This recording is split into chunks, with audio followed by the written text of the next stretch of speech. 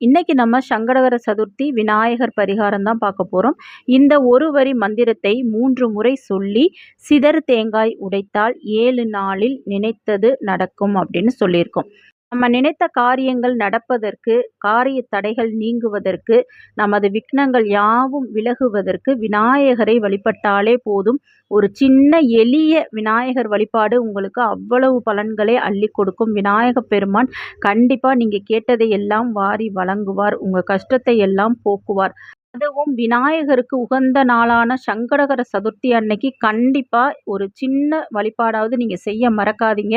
நம்ம சேனல்ல தொடர்ந்து இந்த மாதிரி சதுர்த்தி, சங்கடகர சதுர்த்திக்கெல்லாம் நிறைய பரிகாரங்கள் மாதந்தோறும் சொல்லிக்கிட்டு தான் இருக்கோம். அந்த வகையில இன்னைக்கு சங்கடகர சதுர்த்தி அன்னைக்கு நம்ம சொல்ற இந்த சின்ன எளிய வழிபாட்டை நீங்க செய்வதன் மூலம் நீங்க என்ன வேண்டுறீங்களோ அது 7 நாளில் கண்டிப்பாக நடக்கும்.